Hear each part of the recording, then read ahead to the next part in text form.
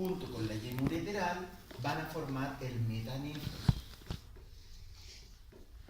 ¿Cómo dice? La yema ureteral junto al blastema metanéfrico van a crear el metanefros. Y eventualmente ese metanefros se va a transformar en el riñón adulto. Blastema metanéfrico junto a brote ureteral. ¿Cuál sería el blastema metanéfrico? El blastema es este tejido de relleno. Como, ya, entonces ¿es como una médula? ¿O? De hecho, como eso un sería más riñoncito. bien cercano a la corteza. Ah, ok. ¿Ya? Pero no se preocupen, si lo vamos a seguir revisando esto, pero mucho más tranquilamente. Acá hemos hecho como una visión general de todo el asunto. Entonces miren ahora un corte transversal a alturas justamente medias del cuerpo. Y se van a dar cuenta que a nivel del mesodermo intermedio, que yo les decía que era algo medio cuadrado, cuadrangular, así en una visión transversal, va a asociarse con la aorta dorsal. Esta estructuración hace que salgan brotes de vasos sanguíneos desde la aorta para encontrarse con una diferenciación de este mesodermo intermedio en la forma de tubo néfrico. El tubo néfrico va a ser todos los conductos, pero en diferentes etapas, como ya lo comenté. Ahora, volvemos a esto. Primero estaba el pronefros, después mesonefros. Ese mesonefros se asocia al conducto mesonéfrico, que ya existía antes, como verán. Después está este brote ureteral junto a este blastema mesonéfrico, o sea, perdón, metanéfrico. Miren ahí están todos con los nombres, para que no se estresen.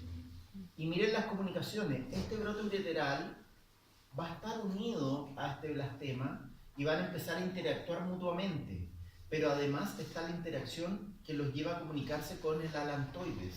Y este alantoides, ¿se acuerdan que en pollitos era el encargado de recibir cristales de urea? Sí. Quiero que entiendan algo. Las aves liberan esto en forma de cristales. Nosotros lo liberamos en forma de líquido. Y dentro de ese líquido va disuelto los cristales de urea. Entonces, por lo mismo, nosotros vamos a producir orina y las aves van a producir una cosita blanca.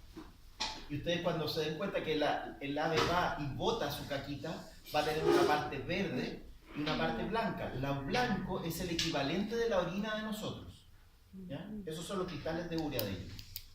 Ah, ok.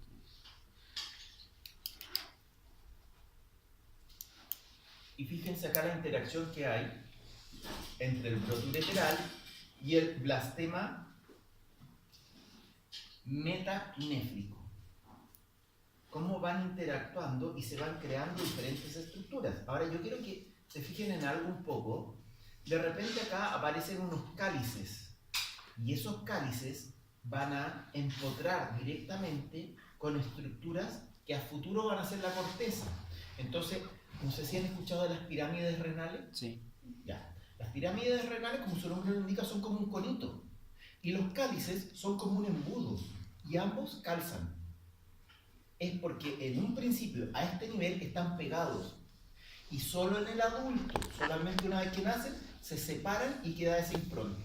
Como una especie de molde. ¿Ya? Mírenlo acá de nuevo. Y empezamos a hilar un poco más fino. Donde vemos justamente, por un lado, conductos y por otro lado, diferentes vasos sanguíneos que se van organizando entre ellos para formar un glomérulo y una nefrona. Oh. La nefrona que presenta, primero un ovillo que está rodeado por una cápsula de Baumann, que tiene dos paredes y todo lo demás.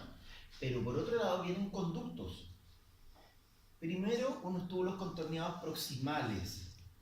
Después viene el asa de Henle, que da una tremenda vuelta y es delgadita.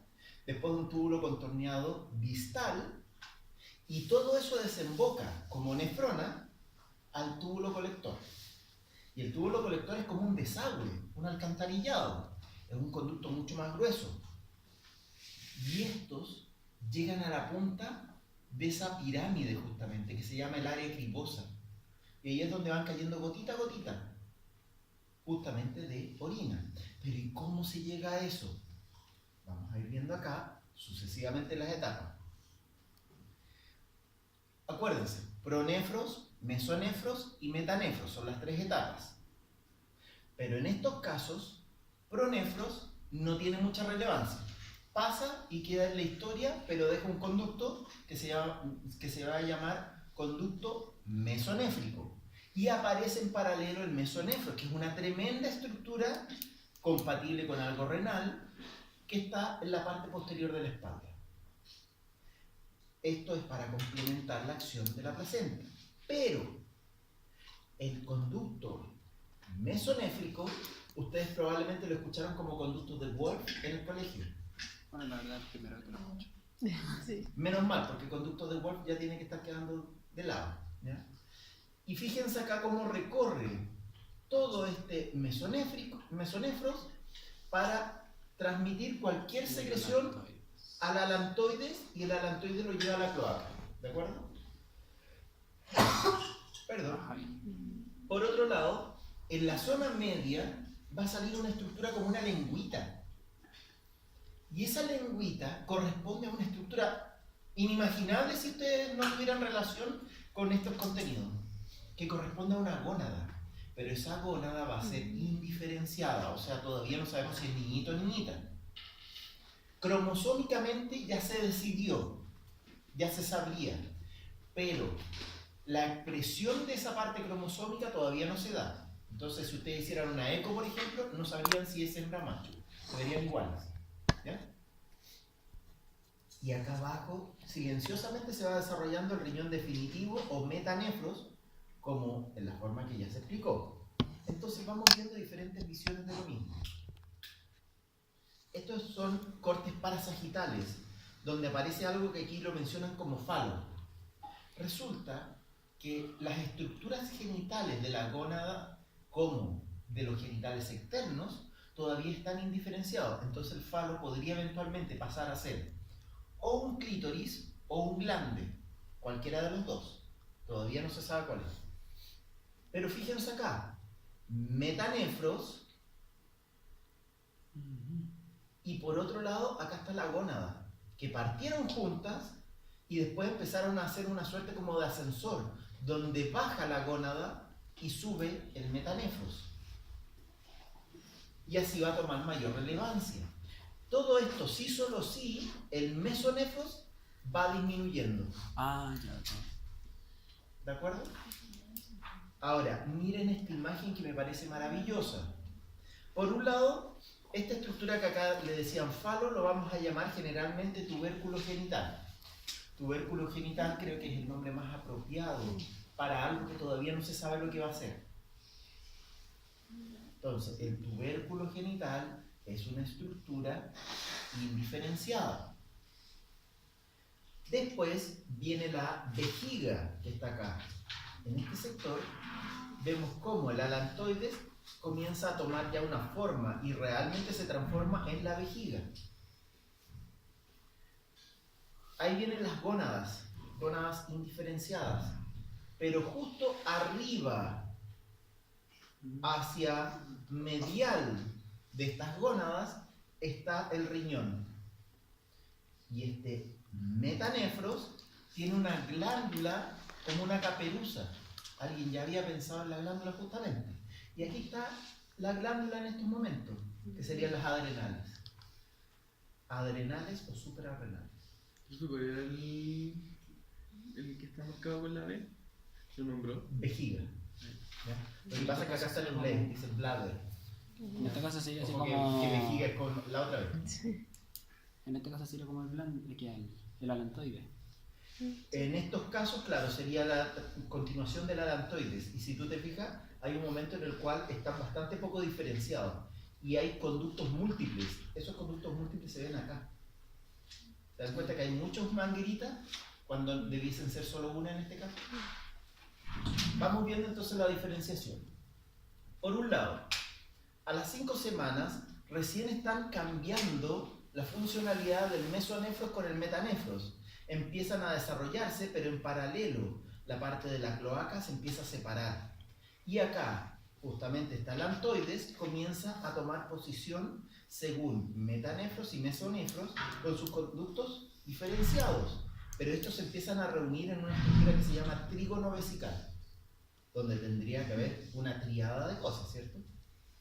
Miren acá como ya se separa la parte urinaria de la fecal. Las estructuras toman una posición relativamente triangular acá, pero después tienen que tomar diferenciación entre hembra y macho. ¿Entienden estos símbolos, cierto? Sí. Hembra y macho. Y por lo mismo, el riñón se comunica directamente a la vejiga ya, ¿a través de qué conducto? El uréter. ¿Ya? Pero recuerden que de la vejiga hacia lo que es meato urinario se van a comunicar con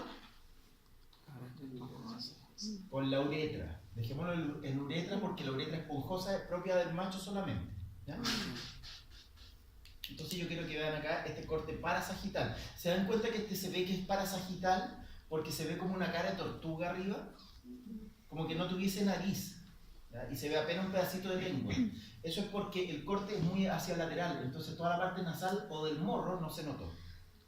Y ahí se ve una hernia umbilical fisiológica, un corazoncito, un tremendo hígado, las asas intestinales tuvieron que salir, pero miren acá detrás la tremenda estructura que hay. Es gigantesca esta cuestión. Y acá tiene como una lengüita. ¿A qué correspondería? ¿Esa es la bola? Esa es la gónada indiferenciada, por ende, ¿cuál sería esto de acá? Es el ¿Cómo se llama el medio? mesonefro. Mesonefros. ¿Ya? Miren acá, incluso se está formando esa estructura de ahí. A ver. Acá lo vemos en corte transversal. Esta es la misma imagen de portada en todo caso, o sea, es como uno de los cortes sucesivos de. ¿Se dan cuenta que aquí se ven ovillos glomerulares? Sí. Como la nefrona. Se dan cuenta que aquí uno observa justamente los diferentes conductos, pero de manera muy tosca y gigantesca. Y va a haber una comunicación acá con esta estructura que es la gónada indiferenciada. Sin embargo, pegado hacia la espalda retroperitoneal va a estar el metanefros o riñón definitivo.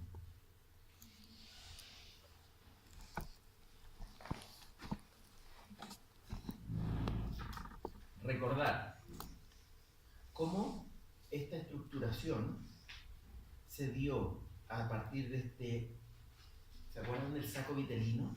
Sí. Tenía unas células germinales primordiales que van a migrar por acá y van a llegar a la cresta urogenital. Y en paralelo estaban células de la cresta neural migrando para formar diferentes ganglios y justamente el plexo de la parte digestiva. ¿Se dan cuenta que unos van y otros vienen? Y sin embargo acá aparece claramente rotulado las células de la cresta neural que van a migrar hacia la gónada indiferenciada. ¿Ya? Aquí estamos hablando recién como un poco de la diferenciación sexual entre hembra y macho por sexo. ¿Ya? Y acá está cómo se constituye la gónada. Y si este sector, se fijan que ahí tiene estructuras renales, sería el mesonefro, que es un riñón intermedio, no el definitivo. Acá al lado aparece como una lengüita, una pequeña proliferación de tejido donde se juntan células del epitelio celómico, células mesonéfricas, mesenquimales, germinales primordiales y terminan siendo los gonocitos. ¿Se acuerdan, por ejemplo, en la hembra, los folículos primordiales? Ya, Sí. ese tipo de estructuras. Pero han aparecido más cosas, complicando todavía más el cuento. Pronefros, mesonefros y metanefros. A nivel del mesonefros, riñón intermedio, desde la aorta salen vasos sanguíneos, por otro lado está el conducto mesonéfrico o conducto de Wolf, que se proyecta a contramano y se reúnen para formar nefronas primitivas.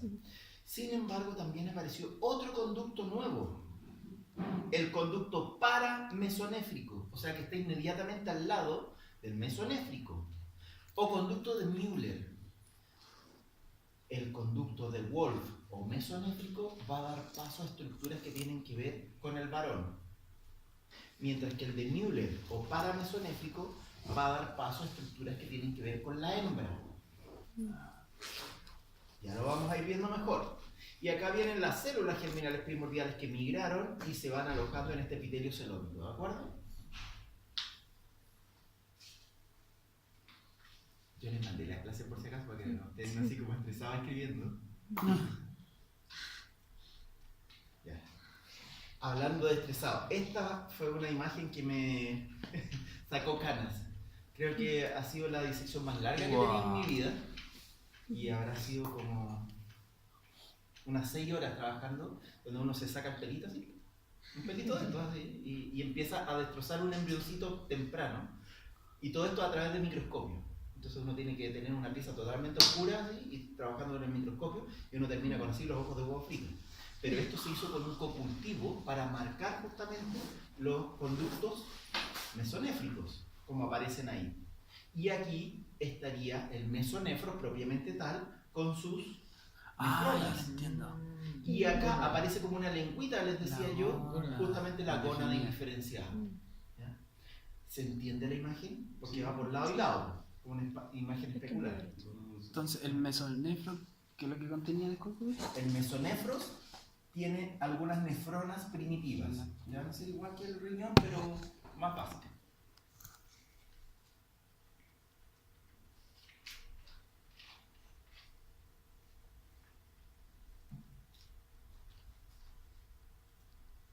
Y aquí vamos a hablar netamente de la diferenciación sexual. Si ustedes se fijan, en un principio les decía, todos vamos a tener un mismo origen, pero con un esquema, digamos así, estructural femenino. Y piensen ustedes que todos estábamos en un microambiente lleno y cargado de hormonas femeninas. Entonces, es por eso que en ambos casos, pese a la genética, ustedes podrían tener cualquier tipo de vertiente, sin importar necesariamente que tengan un gen Y. ¿Se entiende? Ahora, ojo, que si se diferencia o logra diferenciarse en la tendencia masculina, son los testículos a través de sus hormonas los que van a ir inhibiendo toda la diferenciación femenina y van a empezar a proliferar para una masculina. En el caso de la hembra, en ausencia de testículos, estas hormonas simplemente van a potenciar el lado femenino que ya está y no van a inducir que se desarrolle el lado masculino, que no está. ¿Se entiende por ahí? Entonces, hormona antimileriana o HAM, relaciónenla justamente con este conducto que era el que iba a producir las partes femeninas. Entonces, la hormona antimileriana se produce transitoriamente en el testículo temprano del embrión. Además de la testosterona, pero la testosterona no es lo más importante porque a nivel de las adrenales ustedes también producen testosterona, ¿ya? De hecho es importante para el líbido o también para las mujeres que son deportistas, las más competitivas, ¿ya? Pero si ustedes se fijan, hay una dihidrotestosterona que es la versión más reactiva del varón, y esa es exclusiva del varón y da los caracteres sexuales secundarios. O sea, por ejemplo, en el pavo real va a dar esas tremendas plumas, ¿ya? Va a ser lo notorio. Entonces nuestro destino eternamente es como lucirnos para que después que nos hayamos reproducido, el carnívoro va a llegar y va a comer al macho, y la hembra, que normalmente es más voluminosa, va a quedar entonces cuidando las crías. ¿Se dan cuenta? Así que, ojo por ahí. Y el estradiol es otra de las hormonas que va a dar caracteres sexuales secundarios. Entonces vamos viendo. ¿Se acuerdan que habían dos conductos? Uno va a estar en verde acá y el otro está en este tono como amarillo, mostaza, no sé. Entonces, quiero que se fijen cómo el conducto paramesonéfrico tiene una forma como de Y y llega hasta la parte de la cloaca. Entonces resulta que le va a ser muy fácil o sencillo producir las estructuras que tienen que ver con la mujer. El primer tercio de la vagina, el cuerpo uterino, si es que lo tienen, o simplemente tubas o trompas uterinas hasta llegar al ovario, que está en el extremo. Si ustedes se fijan acá, sería el equivalente de las fimbias, que son como esos deditos que se ven así abiertos, y tienen acá un ovario. Sin embargo, en el lado masculino este testículo se va a desarrollar en conjunto con el conducto mesonéfrico y va a pasar rápidamente hacia la parte de la uretra, pasando a través de la próstata. Entonces, en ese sentido, ojos chicos, que en ambos casos necesitan conductos y se van a desarrollar unos u otros dependiendo justamente de las hormonas que tengan. Ahora, hay situaciones que nos llaman la atención como el frimartinismo, donde hay dos hermanitos en una vaca y que tienen diferente sexo. Y eso va a afectar al otro y los va a volver una suerte de hermafrodita. Eso es por las hormonas que hay peleando. Exactamente, como si comparten una placenta, las hormonas de uno y otro van a estar ahí luchando y van a salir algunos estériles por ahí. Sí.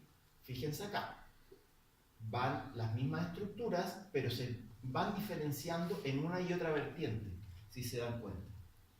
Pero una cosa importante es que se nota a nivel de los testículos o de las gónadas indiferenciadas cómo van a terminar siendo. Porque en el caso del varón, siempre muy ordenado, vamos a ir y vamos a crear caminitos, donde las células germinales primordiales van a quedar en finita india, muy ordenaditas, y eventualmente van a crear los túbulos seminíferos. Pero eso va a pasar solo si pospuberal. En el caso de la mujer, que es un poco más compleja por lo general, ustedes se van a dar cuenta que estas células germinales primordiales, si bien queda algo como en el camino, la gran mayoría se van a alojar solo en este borde, en la corteza de esta gónada indiferenciada. Y ahí van a pasar rápidamente a transformarse en folículos primordiales. ¿Se acuerdan dónde estaban ubicados los folículos primordiales? En la periferia. Y justamente ustedes van a nacer con un stock de folículos primordiales que, ojo, no va a cambiar en toda su vida, va a estar ahí los mismos. O sea, antes de nacer ustedes ya tenían la parte reproductiva en este aspecto listo. Pero aquí nos vamos a poner un poco pornográficos. Ustedes se van a dar cuenta que ambas estructuras... son casi idénticas. Me fusiló. ¿Sí o no?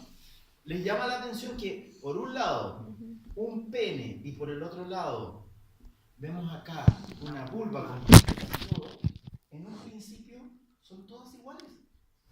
Entonces se resume en un tubérculo genital, que era esta cosa que va saliendo de acá, que va a terminar siendo o glande o clítoris. Ojo, que el clítoris transitoriamente puede ser más grande que el mismo glande, que el mismo pene incluso. ¿Ya? Dos pliegues labio-uretrales. Fíjense en el nombre nomás, labio-uretrales. Por un lado van a dar paso a los labios menores, o por el otro, miren acá esto de acá, la uretra. La uretra peniana se va a cerrar por debajo. Por eso es que el varón, como esto es una cosa más bien en el último tercio de la gestación, se va a ver por la parte ventral una especie como de cicatriz. ¿Ya? A diferencia de cuando se conformaba, por ejemplo, el rostro o partes como la espalda, que si cerraban normalmente antes del primer tercio de gestación, ustedes no tienen ninguna cicatriz ni ninguna marca, al menos algo evidente. Además, dos pliegues labio-escrotales, nuevamente, escroto y labios mayores. Y en la zona media va a quedar este surco urogenital que en el fondo va a dar paso o a la vagina o al cierre de esto como una suerte de cicatriz, y se va a notar acá que queda como realmente una cicatriz que va a desembocar en un frenillo, por ejemplo, en el caso del varón acá. 5-alfa dihidrotestosterona es la que va a causar el aumento del tamaño de la próstata, aumento del vello púbico, también la pigmentación de los genitales muchas veces, crecimiento tanto de escroto como del pene. Pero todo esto solo en la pubertad, no antes. Ahora, un bebé recién nacido, recuerden que puede tener erecciones, no es algo, digamos así, raro o rebuscado. Todo macho que sea estimulado a nivel genital va a tener una erección. Y ojo, que a los bebés es necesario correrles justamente el prepucio, que es la telita de piel que queda acá encima, como un capuchón, para hacerle aseo, un aseo profundo. Además que eso va a ayudar a que eventualmente no haya fimosis, no se cierre esta estructura y quede como de una forma muy escotada, que no pueda salir el pene. Entonces, normalmente a la altura de la pubertad se supone que pueden tener muchos problemas las personas que tienen fimosis. Y aquí de nuevo con la parte pornográfica, como verán, estructuras comunes. Pero a nivel de animales esto igual se debe hacer con una especie o es solo normal. Es que lo que pasa es que las otras especies en general se languetean toda esa parte al por mayor. Entonces, ciertamente, o se estimulan o tienen un desarrollo sexual temprano, entonces van desde temprano teniendo erecciones y otras cosas, o simplemente no tienen la misma estructuración de nosotros. Muchas especies mamíferas tienen, por ejemplo, estuche, que no es igual que el prepucio, que se cierra, sino que el estuche son piezas cartilaginosas con piel, pero esas piezas cartilaginosas dejan como una especie de canaleta para que el pene esté alojado, y ese pene se puede erectar sin ningún problema. Acuérdense, por ejemplo, en el toro, que tiene una especie como de S del pene, y el pene realmente no es que tenga una erección con cuerpos esponjosos, sino que es más bien una estructura que tiene un hueso peniano, una estructura relativamente sólida, y si está agarrado como así, lo van a tractar de acá y va a salir así a lo largo, solamente eso, se va a estirar, ¿ya? Mientras que en el caso de un pene humano, es una estructura que está dentro de un capuchón y va a crecer completo. Al momento de crecer completo, tanto en grosor como en longitud, ciertamente el agujero que tiene en el prepucio tiene que ceder. Si no cede, podría ser muy complicado. ¿Cirugía? Profe, disculpe. Es que estaba hablando sobre los tubérculos, los pliegues y quiero... ¿Cuáles eran los otros dos que le seguían? En el caso, tienes un tubérculo genital, ¿Ya? un proceso labio-uretral que va a crear la uretra y también los labios menores, y un proceso labio-escrotal que va a crear los labios mayores o el escroto. Miren acá, ¿se dan cuenta que queda como una doble rayita? Sí. Eso es como la cicatriz que yo les mencionaba, que se cierra al final, ¿ya? Porque ahí estaba una última estructura que es un surco urogenital. ¿Se dan cuenta que aquí se está cerrando? Sí.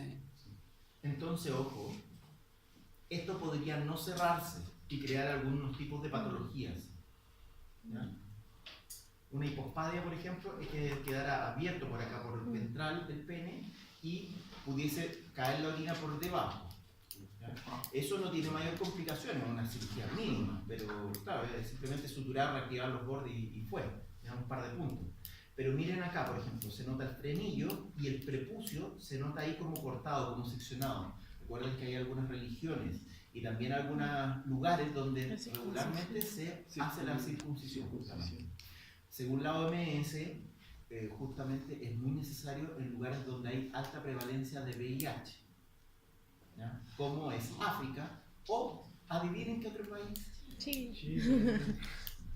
Pero somos líderes mundiales, qué increíble. Yo siempre he escuchado que al hacer la circuncisión y ya después Puede ser como como se supone que es mejor, es más higiénico. ¿Por qué es así? Yo no lo entiendo. Porque se deseca mucho más. Como explicación, en muchas de las especies, ustedes por ejemplo en los equinos, hay algo que le llaman esmegma, que es como una especie de cero o cera que se va generando por las glándulas serosas y otras cosas, que es como grasita que queda encima, ¿ya? Pero eso en el tiempo, con la orina y todo lo demás, puede volverse algo bastante fuerte. Entonces regularmente a los equinos, a los potros, hay que hacerles un aseo, ¿ya? O sea, por lo general la gente que está castigada le dicen, ya, tú anda a limpiar justamente el pene del equino, y es una cosa de aquella. Pero ojo, que en el caso del varón potencialmente puede pasar lo mismo. Por eso es que se aconseja a las personas que no tienen circuncisión, retiren el prepucio hacia atrás y ahí orinen, ¿ya? En el caso de las personas con circuncisión que les cortaron todo eso, cualquier resto de orina se va a desecar rápidamente.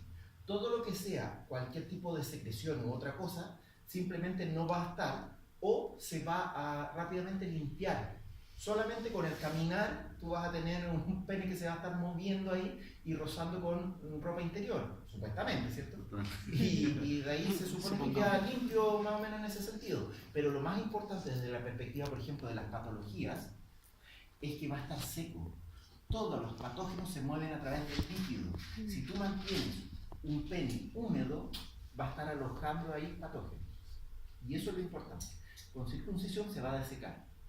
Ahora, ojo, se supone que puede bajar un poco la sensibilidad. Es la única cuestión que sabemos. Que por ese mismo lado, igual yo le pregunto, igual yo creo que eso es bastante lo que debe bajar de alguien con o sin prepucio. Porque igual el prepucio protege. Sí, pero protege, ojo, de raspados o cosas así. No, La verdad es que no me imagino mucho cómo será, pero en ese sentido, pensar simplemente que acá se habla, la OMS fue bien pragmática en decir, si no hay líquido, no hay patología. Entonces, todas las partes donde en África, donde hay muchas violaciones y otras cosas más o menos terribles, lo que dijeron es simplemente circuncisión al nacer, sin preguntar, sin nada, sino que por ley todos se circuncidan. Y la tasa de VIH se ha ido a pique. funcionó. Funcionó muy bien. Ahí está la prueba. El problema es acá en Chile, pues, donde parece que se ve como algo muy distante Sí. y nadie entiende que es un riesgo tremendo.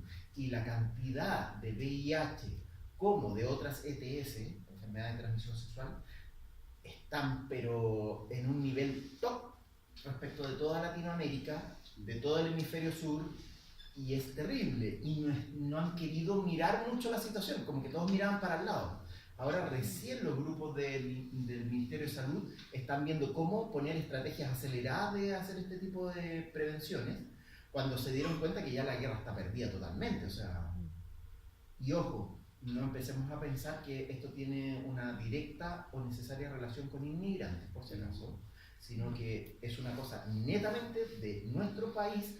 Desde antes que llegaron los inmigrantes, que la tasa de VIH se disparó absoluta y rotundamente, además de sífilis y gonorrea. De la adolescencia, como de los 14 años hay Sí. como alta tasa de VIH en adolescentes. Esto tiene más de unos 15 años y nadie mira para esos lados. ¿Ya? Chicos, los genitales externos. Quiero que se fijen en estas dos imágenes y así uno los mira rápida y podrían ser parecidos, ¿no? Bueno, la rápida sí. Pero resulta que no tienen nada que ver una con la otra, excepto en la embriología. Entonces, vamos viendo un poco. Pues. Estas estructuras de acá corresponden a un corte transversal de pene. ¿Ya? Entonces, tienen los cuerpos cavernosos acá, el esponjoso acá, rodeando a la uretra. Y miren acá, esta es la piel que está en la superficie, que es el prepucio. Y ahí está lo que se llama lámina balano-prepucial, que es la separación. No ando con manga larga ahora, pero es como el espacio, la cavidad que quedaría entre lo que sería el cuerpo y cabeza del pene respecto del prepucio. ¿Ya? Pero vámonos a este otro lado. Acá ustedes tienen un clítoris, entonces piensen en un corte frontal de la parte del pubis. ¿Ya? Entonces tienen el clítoris, labios mayores, labios menores, y aquí tienen justamente esta entrada de la vagina. Ahora, si ustedes tuvieran solamente una mitad o tuvieran estas dos partes, ¿cómo podrían saber cuáles son los labios mayores y menores? Sin tener Uno envuelve al otro, ¿no? Es que claro, uno envuelve al otro, pero si yo les dijera que tuvieran solamente, solo sí, un pedacito como así, nada más. Define puntito. Esos puntitos son pelitos. ¿Ya? Son folículos pilosos. Entonces, claro, los labios mayores tienen pelitos, los menores no. Ahora, miren esto. Esto se está manteniendo en medicina veterinaria, pero en humano está cambiando mucho. ¿Ya? Quiero hacerlo patente. Porque aquí hay un montón de situaciones que son re complicadas. ¿Ya? O sea, pueden ser bastante peliagudas de repente. En el caso del humano, toda esta clasificación ya se fue hace rato. En el caso de nosotros, yo no he visto libros que hayan cambiado todavía las clasificaciones, que por lo demás menos mal, porque son súper engorrosas. ¿Ya? A grandes rasgos, pseudohermafroditas son en el fondo los que tienen alguna situación ambigua, ¿ya? Lo que se llama también el sexo ambiguo. Entonces, ustedes tienen, por ejemplo, Un pseudohermafrodita masculino es el que presenta testículos, pero tiene una configuración cromosómica además. El femenino, lo mismo, tiene ovarios y una configuración cromosómica de hembra, pero sus genitales no necesariamente. Y ahí está el problema.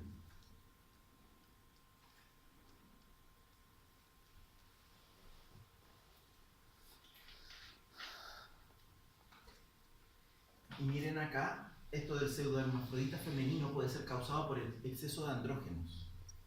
Y eso es lo que pasa en la climateria. Profe, ¿el hermafrodita verdadero se refiere a ovario y testículo funcional?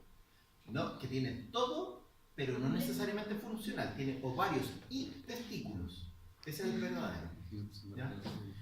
Pucha, no, en esta presentación no tengo una foto justamente de donde aparecen testículos por un lado y al ladito están todo un útero con ovarios. Entonces aparentemente este blastema genital o gonadal se separó tempranamente y por alguna razón que nadie entiende, unos terminaron siendo testículos y otros ovarios. Ahora, los testículos estaban en una posición alta, mientras que los ovarios estaban en una posición baja. Una cuestión bien rara. Y si era o no funcional, la verdad es que poco se podría saber, pero es evidente que el testículo no habría funcionado. Se llama el señor Google. Exacto. Ahora, una suerte de comentarios a la pasada, porque de repente en cuestiones políticas o cosas políticas contingentes se hablan mucha tontera. Por lo menos ustedes tienen que saber. ¿Ya? Acuérdense de que yo les había hablado que de repente hay plantas que pueden feminizar a un individuo. ¿Ya? No hablo que necesariamente vaya a ser, por ejemplo, un hombre vaya a transformarse en homosexual, pero sí va a ser con formas más finitas. O sea, por ejemplo, una actitud, una pose más femenina o una forma de hablar, de caminar, un tanto diferente al hombre promedio. ¿Se entiende? Pero eso se ha confirmado que viene con cambios en la base del encéfalo, donde ustedes van a ver que ahí se ha producido también hasta polémica en la parte científica, y que eso es lo complicado. ¿Ya? Porque por un lado está que la base del cráneo es mucho mayor en el varón. Por eso nosotros los hombres tendemos a ser más atávicos, más brutos. ¿Se entiende? Así dicho bien simple. Mientras que la mujer tiene la parte de la base del cráneo más pequeña.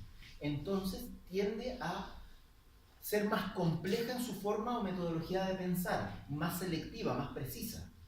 ¿Ya? No sé si se entiende un poco las diferencias que hay, porque hay muchas diferencias en una mujer. Pero en el caso de un homosexual, es el que está en la parte media. Tiene un cerebro que está diferenciado en forma intermedia. Entonces, ojo por ahí, que no se les vaya a ocurrir pensar o aceptar de repente que la parte esta de la homosexualidad es una enfermedad, porque no lo es.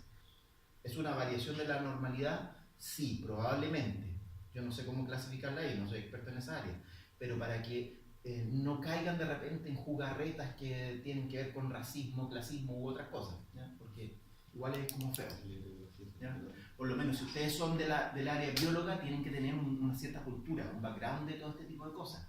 Y es re complicado porque acá se mezclan otras cuestiones que no tienen nada que ver con ciencia. Sí, pues, pero bueno, así es la cosa nomás. ¿Ya? Chicos, nos vamos ahora a lo que tiene que ver con el aparato urinario, pero como histología. ¿Cómo andamos con la hora para el recreo? No sé, entiendo. Estoy grabando. Yo no me sé ni siquiera el horario, así que para que ustedes me digan. 9:30. ¿Y a qué hora tenemos recreo? 9:30. Ha pasado una hora.